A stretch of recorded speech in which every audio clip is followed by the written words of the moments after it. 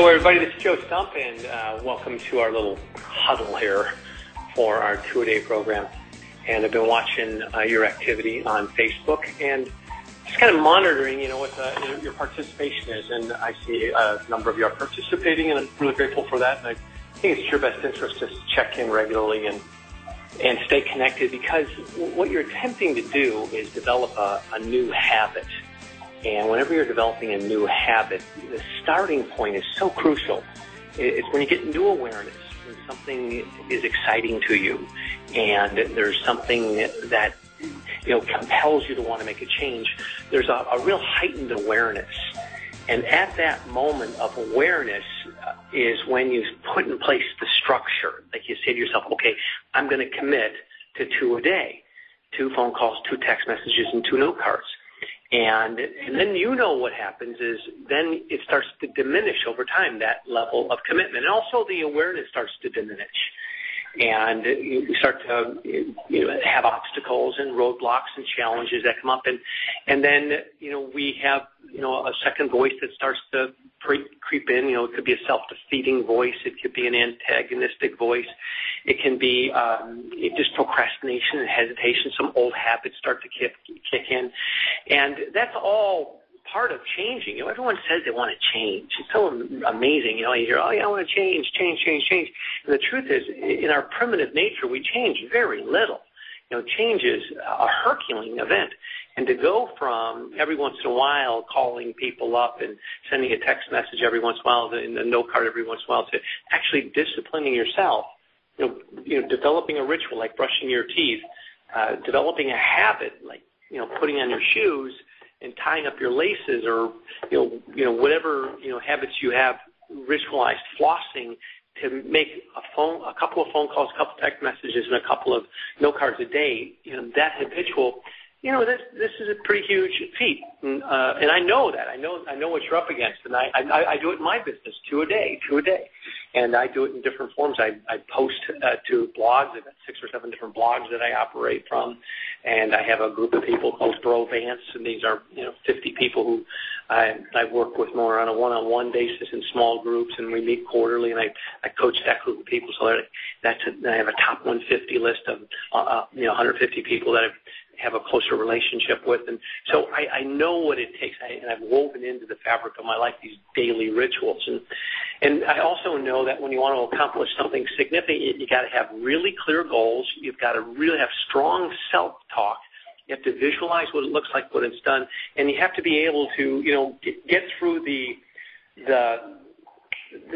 those rough moments, those times in your life where, you just want to throw in the towel and say, okay, I'm done with this, especially after a phone call and it doesn't work out the way that you want it, or you call somebody and you find out that they've already bought a home and their sister just bought a home, or, their phone is disconnected and, that must mean they must have moved, or, all that stuff that comes up that creeps into our consciousness that creates doubt. So we really need to strengthen ourselves under those situations. So what I would encourage you to do, if you could just think of these as 4 crucial skills, and if you could bring these 4 skills to each phone call, I think that you're going to be able to deal with the discipline of developing this as a daily ritual. And the first skill is just setting very short-term goals, and stop thinking in terms of 2 a day for a whole year, and just start to think just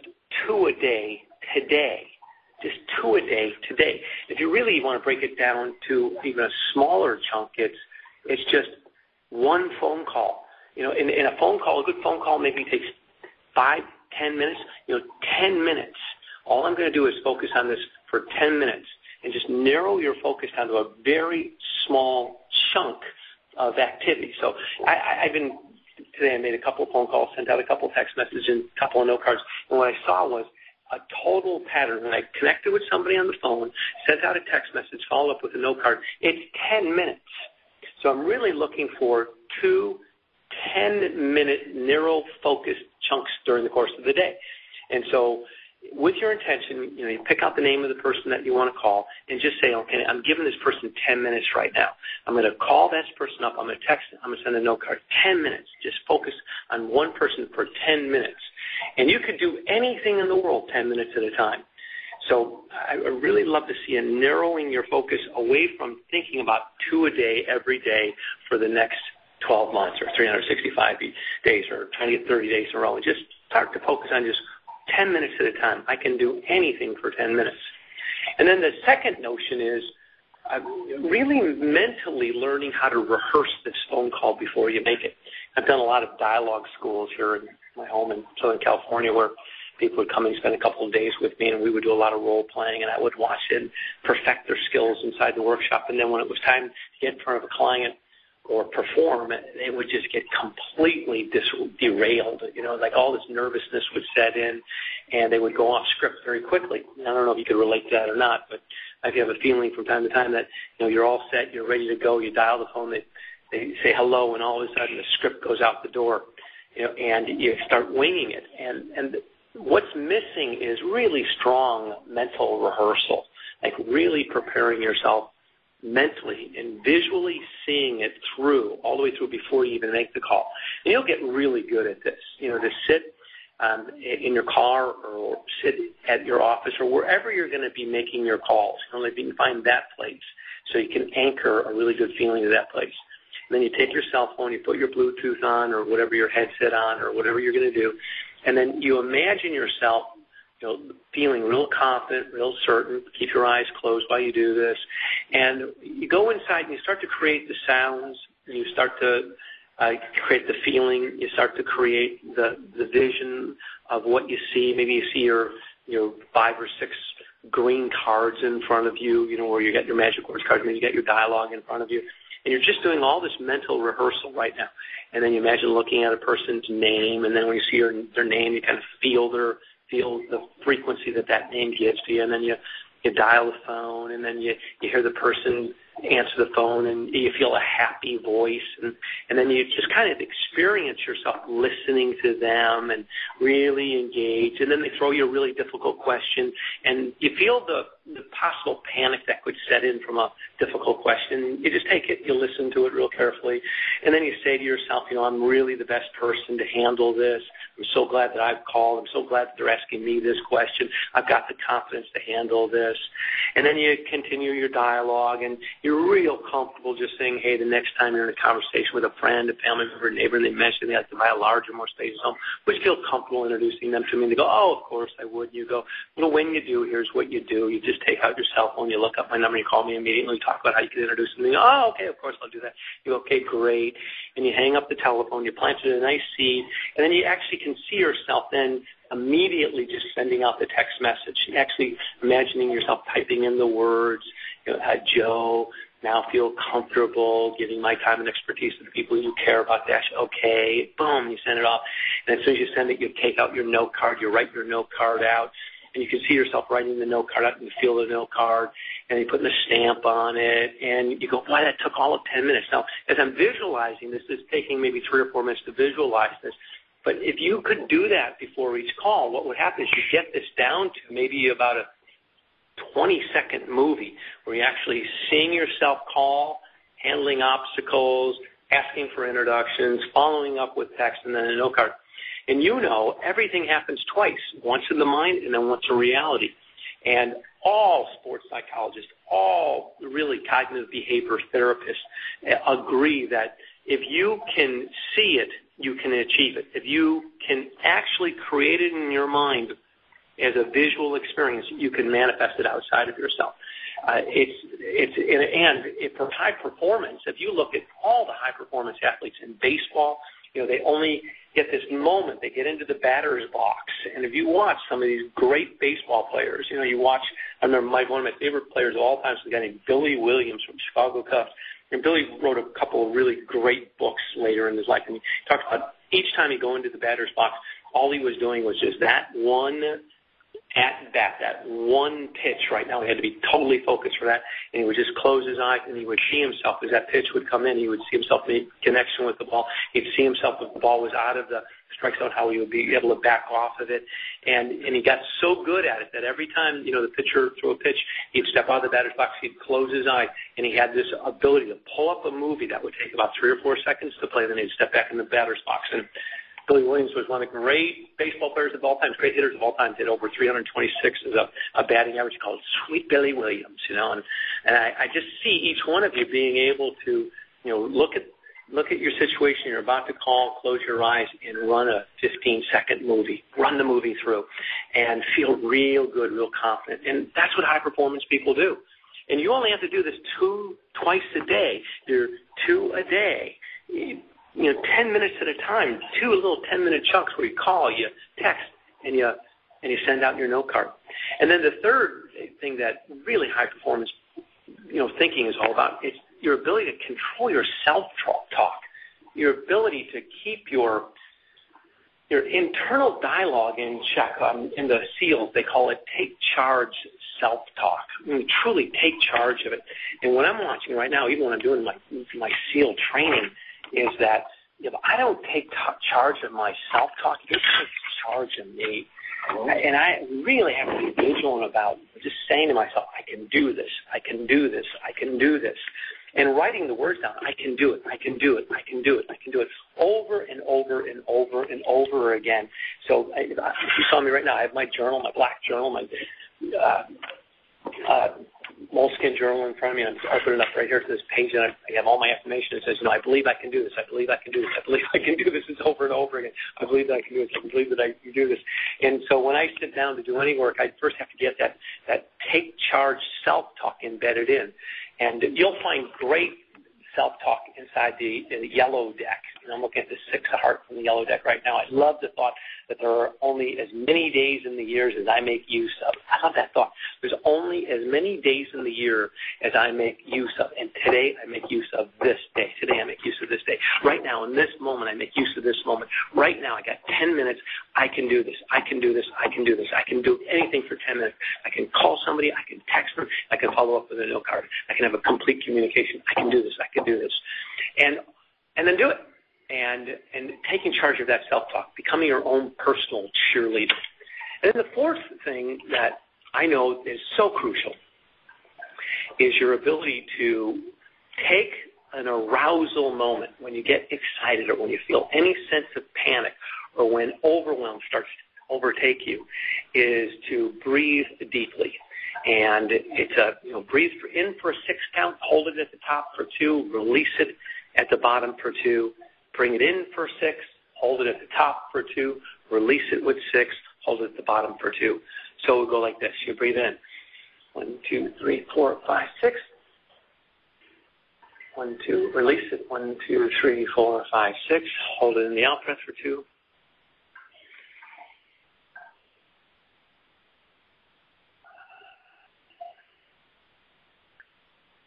And just notice what happens. And you can take it in for 6, hold it at the top for 2, release it in 6, hold it at the bottom for 2, and do that 3 times in a row. And it sends a signal to the neurotransmitters in your brain that everything's going to be okay.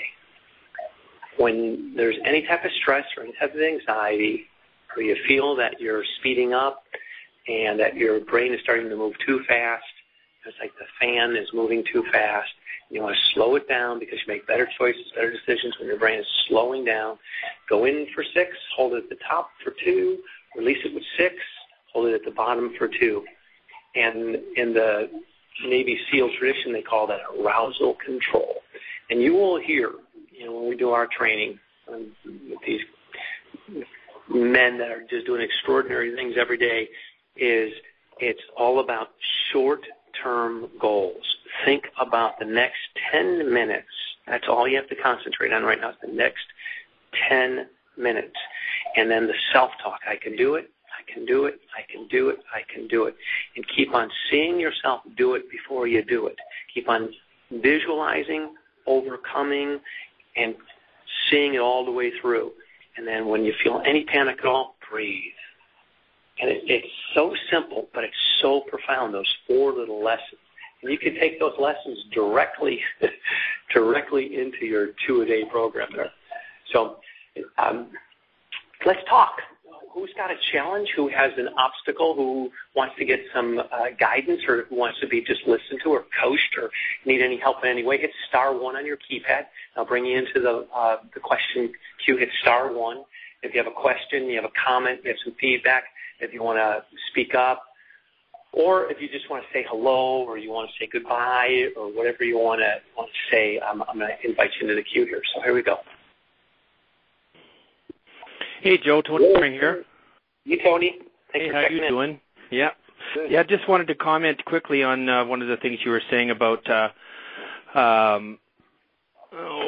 focus and rehearsing and stuff like that. I'd go walking in the mornings, and so I talk to myself all the time. I'm interviewing my pretend customers, and so when it comes time to talk to them later on in the evening, it is so natural. I think of myself walking peacefully out there, and how I've been talking to myself, and there's an actual person at the end of the phone. But what I found, and I talked a little bit about this on Facebook, is once you're in that dialogue with the people, they become very comfortable, and they start listening to you.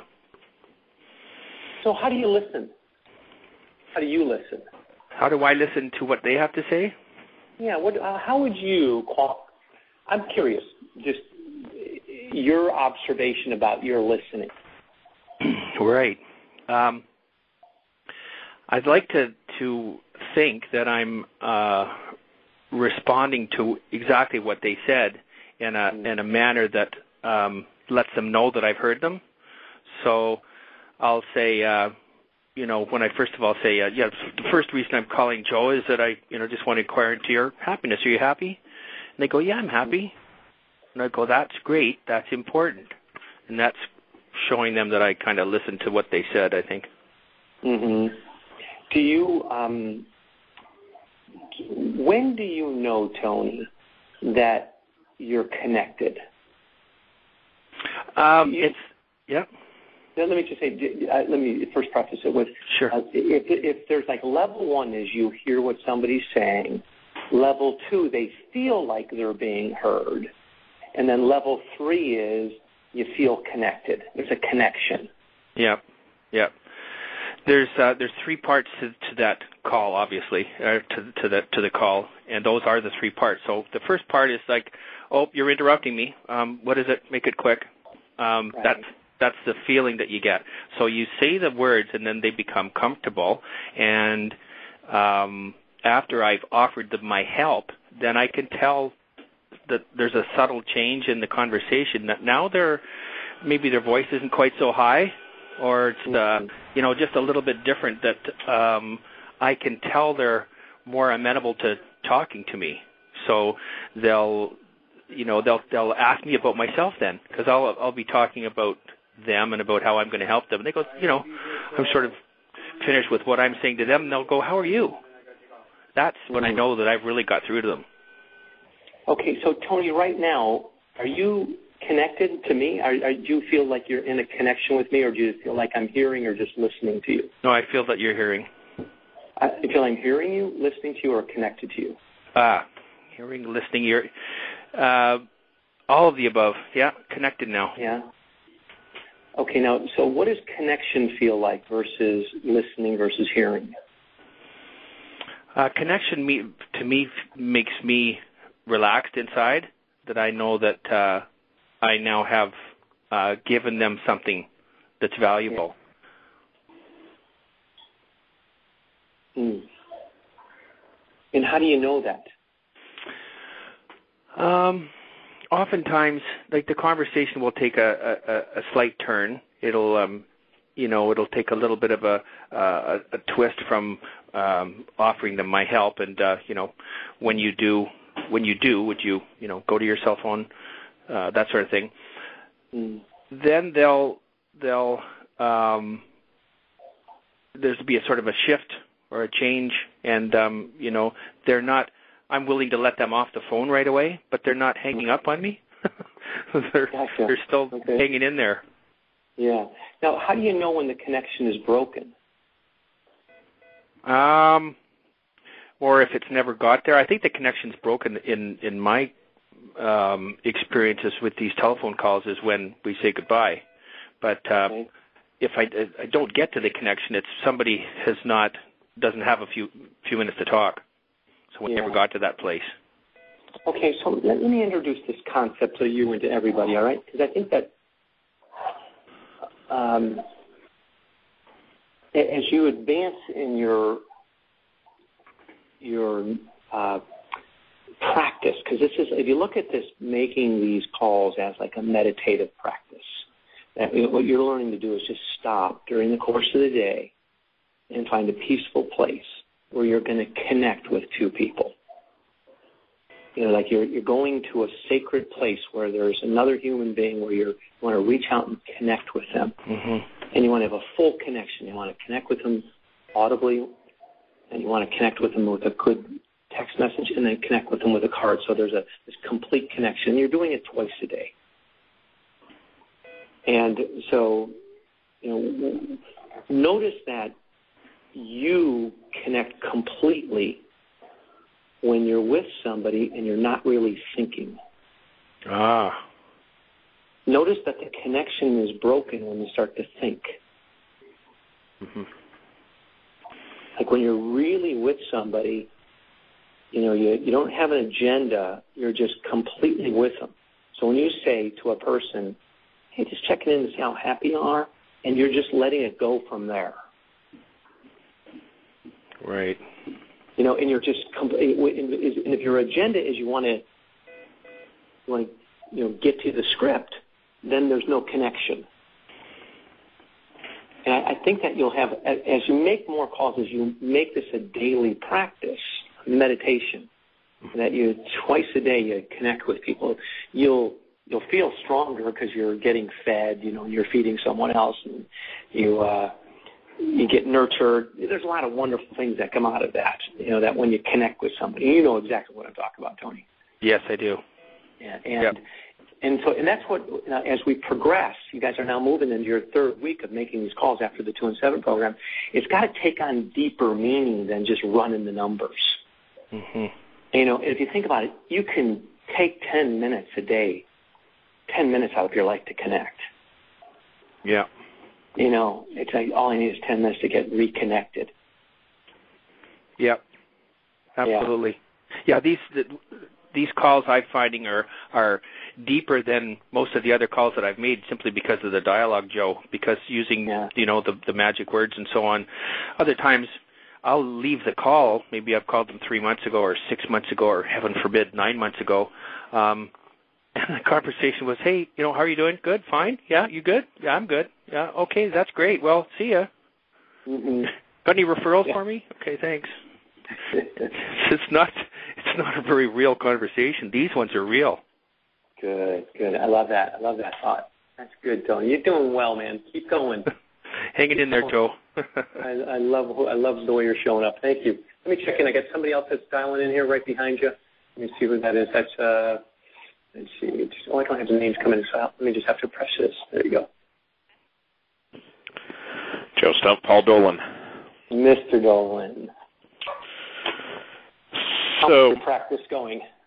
I had a really poor practice week last week. So I knew that going through the week. I had a number of things come up that as I think you said, when a big goal is presented, many obstacles tend to appear. So I lost my computer and had to restart on Monday last week, and it has thrown me off. But that's behind me. So you have your data? Did you lose data? Is that what you're saying? No, fortunately not. But I'm, the reconfiguration process. I spent 6 hours on the phone with Sajak this morning. It was 6 hours out of my day that's just gone. But that's now I'm back to the point of being here and present in this program. Good. So I didn't call to talk about that because that's behind us. I'm looking forward here. I am still struggling with I have a certain category of people or group of people that I feel like are interrupting when I call them. Whether it's during the day, in the evening, unless I catch them in that rare, car, driving or something, I feel like they're, like I'm interrupting them. What suggestions do you have for is there a suggestion for overcoming that, or I have a particular segment of people that are, they're, VP, senior VP, C-level kind of folks, and they're high amplitude A personality kind of folks. Mm-hmm. And let me just check with you. The interruption, you feel like you're interrupting them? Is that what you're saying? That's correct. Yes, exactly. Now, have they said that to you, or are you're thinking this is true? For some it's that feeling of interruption. Okay. It's a vibe that I'm picking up as it's. For some, I know I'm catching them in the middle of the meeting, and I quickly disengage with, I'll call you back. I'll call you back at a more convenient time. But I know how it was. I worked at T-Mobile for 6 years, and I literally had 8 to 10 hours a day of meetings. Right. And so I'm dealing with that. If someone called me in the midst of my day with that question, how would I have dealt with that? And so some of this is my own resistance that I'm putting upon them, but some of it is I'm getting multiple times where I call the same person, and even, so I that's what I'm dealing with, is I am getting that feedback from them as well. So, and these are people that know me, like me, and trust me. It's just I don't want to interrupt, them, I guess. Mm-hmm. Which is probably what's kept me from calling them for a couple of years, and that's. So you haven't interrupted them in a couple of years. Some of them, yeah. Some of them I've left. That's a good way to start. Hey, Paul, this is Joe. It's been almost 2 years since I last interrupted you. So I don't know how you could perceive yourself interrupting them if you haven't interrupted them in a couple of years. Fair enough. But I think you have to trust your inkling. I think that you're intuitively, masterful.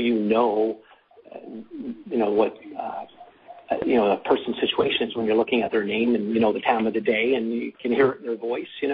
Right.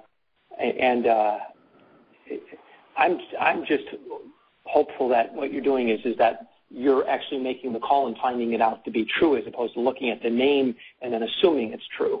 Right. Well, for the last week I haven't, so because I haven't made my phone calls. So, yeah. But I think. Okay, so let's just roll. I think I've got to get over that and get to help. It's a little more. It's all about you, by the way. It's not about them. It's all about you. It's all about you not feeling comfortable. This has nothing to do with them. So you got to stop acting like you're trying to not interrupt them. What you're trying to do is avoid feeling embarrassed. This is about you, not them. Mm-hmm. Because it's the awkwardness that you experience is your pain. They're not experiencing any pain if you interrupt them. They'll tell you, I don't have time to talk. They can deal with. They're big people. They know how to deal with that. They can disengage. You're not hurting them. What you're trying to do is avoid hurting yourself. Can you hear that? Mm-hmm. Mm-hmm. And so get clear that you're not going to hurt them. Because I'm a busy guy. I get people who call me up and they're interrupting me. That's the nature of a phone. That's the nature of a phone call, I guess, right? And I tell them, hey, listen, it's not a good time. And they go, okay, good. And when's a good time? Call me later today, all right? Okay, cool. See ya. And now I'm not hurt. I'm not going, I can't believe Paul called me. This guy doesn't have any. That's all you think. None of it's true. So you're just making that up. So Paul, all I want you to get is that it's a very clever, egotistical way to avoid putting yourself in a position that you won't look good. Mm. That's all it is. You're dealing with insecurity right now. And the insecurity is you won't look good. And at all costs, you got to look good. Even to the cost that I won't even call them because I'm afraid I won't look good. It's very insidious and it's very subtle. And so how do you deal with that? Straight up. Hey, Paul, it's Joe. I got this thought that I'm interrupting you. If it's true, would you let me know? I wrote about it on my blog this morning about the truth serum. Hey, Paul, it's Joe. Before we even get started, I have this thought that says I'm interrupting you. If I was, would you tell me? And yeah, you are interrupting me. Great. When can I call you back? Now, you're dealing with the issue right up front. You're not hiding it. You're not ashamed of it. There's no guilt around it. You don't look bad. You're calling it out. You're speaking the truth. And then eventually what will happen is you'll just get real good at this. And I wouldn't go in groveling like, if I got you at a bad time, like making the suggestion. Because that weakens you. Say, hey, Paul, it's Joe. I know you're a busy guy, and I've got this thought. I might be interrupting you. It's 2 o'clock in the afternoon. Is this the time that we can talk? No, Paul, I'm a little busy right now. Well, then when would be a time that I could call you that wouldn't be an interruption for you? 4 o'clock. Okay, I'll talk to you then. Bye. Go at it with confidence. Right. Okay. You just know it has nothing to do with them. Likely very true. Is it little the wrong? I think it goes to number 2. It's the wrong rehearsal that is occurring. The wrong rehearsal. Rehearsing protecting yourself as opposed to rehearse going in mentally strong. That you're a busy guy, they're a busy person, and two busy people are trying to connect, and that's just what we're doing. We're trying to get in connection, and you know what? Busy people keep on trying until they connect. I like that. I like that. I like that thought. Yeah. That's all you're doing. They respect you and they honor you. They don't respect you and honor you if you don't call. Right. Okay. You lose the connection with no call. And over time, you'll get so good on the calls with people that they know that when you call, you honor their time. You're not going to hang out with them inappropriately. You'll get to it. And they'll get that. And I get a sense that that just your frequency, your vibration, who you are as a human being, you just have to talk to somebody for 5 minutes, no matter what, they feel better. I don't care what level they're playing at in life. You bring value. They know that. Just if you're calling in, just checking in with somebody, saying, just checking in with you. You've been on my mind. If I'm interrupting you, let me know. I just want to check with you and let you know what's going on in the mortgage business right now and to find out if you're happy and what's going on. It's like that alone is enough. They don't get to talk to inspired people during the day. Most of those busy executive people are working with frontline people that are very difficult. You're a breath of fresh air. Thank you. I can do that. Absolutely. You can do that, yeah. Good question, though, Paul. Good. I'm glad you're dealing with those issues. That's a really good thing to work on. I don't have any more questions there. There's about 10 of you on the line with me right here. Anybody want to say anything? Hit star 1. Star 1 on the keypad there. Okay, you guys, that's our huddle for the day. 4 things. Number 1 is they're little 10-minute practices. Like you're going into meditation for 10 minutes. You're getting a clear picture of what you want it to look like when it's all done. Strengthening yourself. Look good under pressure. Paul, look good. When somebody says, hey, you get a sense that you're interrupting somebody, strengthen yourself in your visualization. Know what you're going to say and know how you're going to feel. Like, boy, I'm glad I'm the one who should be calling them. If anyone should feel interrupted, this is good because I'm the person that's calling. And, gosh, that's what I want. I want people to feel a little awkward when I call so I can deal with this. And then you deal with it. And then your self-talk. I can do this. I can do this. I can do this. I'm a strong person. My frequency and vibration alone is worth a phone call with people. All I have to do is just connect with people and they feel better. That's all. I'm here to connect. I'm not here to listen. I'm not here to hear them. I'm here to connect. I'm here to connect. I'm good. I'm good at this. I can do this. I can do this. Keep talking to yourself in a positive, strong, vibrant way. And always know that if you're at a loss, take a deep breath. The answer is right there. It's in your wisdom. You know what to do. Okay, you guys, have a great day. Thanks.